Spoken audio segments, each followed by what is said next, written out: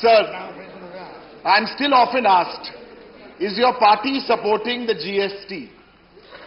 Constitutional amendment. You're asking me? Kumar, No, sir. I'm asked this question, and I'm sad actually that we asked this question, because we should put that question actually to the government and the principal opposition party, because we often get confused when they are supporting, when they are not supporting, because what their stand is depends on where they sit. Whereas there are many of us here in the middle who have been the most consistent on this, like my party, the Trinamool Congress. In our 2009, 2011, 2014 and 2016 manifestos, we have promised GST. We promised it as an idea and also as an implementation. But we'll come to that. But when people get up here, especially when they are such articulate lawyers, and I'm feeling a little like a teenager maybe in their presence, but I'm going to talk about the details of the bill because I can argue both sides. I had a great experience being on the select committee, and we'll discuss the bill in great detail. But before we get into the nitty-gritty of the bill, sir, there is the politics of the bill. And sometimes when it's convenient, the government or the principal opposition don't want to discuss the politics of the bill. Because if we ask someone what is GST, they'll probably tell you it's goods and services tax. We should treat it above politics. But GST could also be interpreted as Girgit Samjhota tax. Because the way these two people have behaved, that's a parliamentary, sir. The way these two people have behaved, it's been 10 years of ping pong. Olympics are coming, they'd have won the ping pong medal, sir. No, let me tell you. Girgit is only unparliamentary, I checked this. When you call an MP a Girgit, I'm referring to the tax, not an MP. Thank you. Okay. Now let me tell you about this ping pong. Please don't disturb me. Let me tell you about this ping pong match between this side and this side. Sir, the ping pong match, you listen to this. Election Manifesto of 2009, page 6, page 19.6. I'll tell you later, Radha, bulbo. CST will be abolished and GST will be rationalized between 12% and 4%. Whose manifesto? BJP manifesto. They haven't taken it off, it's still on the site. 12 to 14%. My senior learned friend, now the leader of the house. We won't be fairly treated. We will cut off our own hands, our constitutional authority, and hand over all fiscal powers to the center. Who said this? The honorable leader of the house, Mr. Jaitley. Mr. Jaitley has said many things about FDI and retail also when he was leader of the opposition. But as I said, where they sit depends on what stand they take, sir. And they are such great lawyers, you give them any brief, they'll twist it to meet that only. With all respect. Sir, there's a very interesting quote I found from 2011. Sir, this is said, the new constitution amendment draft proposed by the government of India is retrograde. It's completely against fiscal federalism. 2011. Saurabh Patel, Finance Minister of Gujarat in 2011. Now, I've forgotten who the Prime Minister of the Chief Minister of Gujarat was in 2011. But this was said, sir. And the now Honorable Prime Minister said in February 2014, without proper IT and infrastructure, GST is impossible to implement. Sir, this politics of GST is very, very important. Because for 2 years, 2 houses were stalled by 2 abbreviations by the BJP. One was GST and the other one was FDI. So, sir, memory is very, very short. Sir, we're done with the BJP. Now we get this side. Mr. Chidambaram used a very nice one. GST, he said, was good sense triumphs. Nice one, sir. But our interpretation or your interpretation when you came to the select committee with your colleagues is not good sense triumphs. It's go slow tactics. This is exactly what your colleagues did in the select committee. And this is all of us here in the middle who were not the Congress or the BJP. That is the SP, the BSP, the BJD, the DMK, the NCP, the CPI, all of us saw the go-slow tactics, but unfortunately, thank you, sir. Okay. The Select Committee is not on prime-time television. So these parliamentary debates are. But this is the situation on the Select Committee. And Mr. Chidambaram today made the point about his party is for the idea of GST. Of course, we are also for the idea. But only having an idea is no good. We are for the implementation of GST. And Mr. Chidambaram made a nice point about the triangle. And the triangle has to be decided between the finance minister, the states and the people. Yes, sir, I want to tell the Congress party, we also believe that that's where you have to find the solution. But the difference between us and the Congress, we believe the bottom of that triangle is the people. All of us are on the same page on this. 18% cannot go into that constitutional amendment. You spent every minute of the Select Committee stopping it.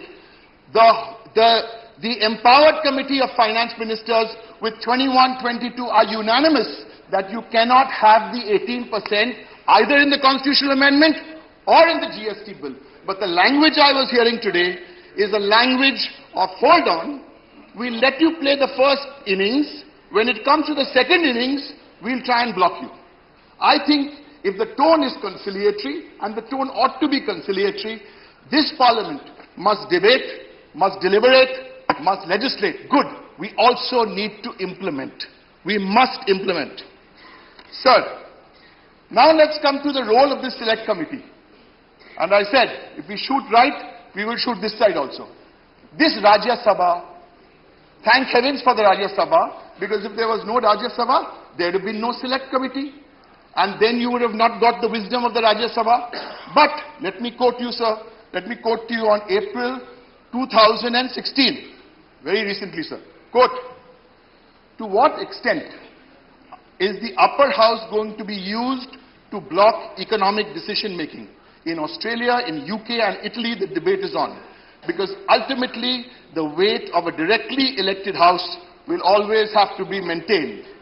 Said by the leader of the house, Mr. Arun Jaitley, sir, if you are being in a conciliatory mood, this is not what the leader of the house could have said, because otherwise we'd use the Lok Sabha and bulldoze legislation.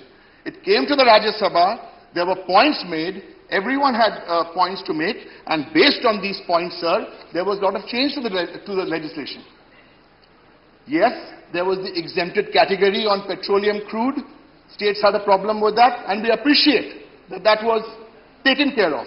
So was tobacco products. So was interstate transactions. So was the dispute resolution mechanism. And we did not want a separate authority.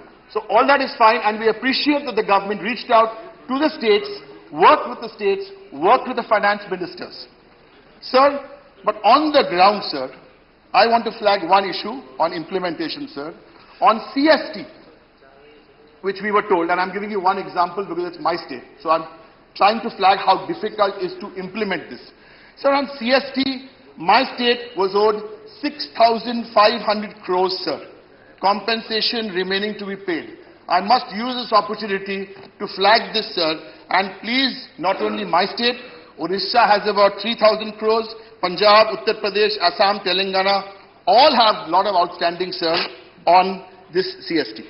Sir, on clause 19, we did make the point, all the states, that the word shall, may, the word shall will become may, and the compensation will be taken care of. The word up to was dropped, and there is for 5 years.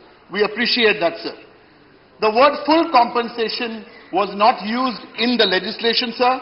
I would request the finance minister to please clarify that on the floor of this house, sir. Sir, I want to refer to one point where you say the Constitution 172nd Amendment Bill as reported by a select committee of the Rajya Sabha. Here, sir, in clause 10, if you look at clause 10, it is not what was unanimously recommended by the select committee. Clause 10. I'll read the clause 10, which was the select committee recommendation, sir. Quote, the GST levied and collected by the Government of India, except the tax portion with the states under clause 1 of Article 169A, shall be distributed between the Union and the states in the manner provided in clause 2. Sir, this is not there in the bill. Sir, what is the problem now? Yes, sir. Please. The words except the tax apportion with the states Under clause 1 of Article 269A. So monies which have been kept by the centre were not intended to go by devolution. This was in the select committee's recommendation, a drafting error which would have deprived the states of certain revenue. So we have given more revenue to the states by correcting that error. Right, sir. I will respond to that, sir. Yeah, I will. Sir, I will.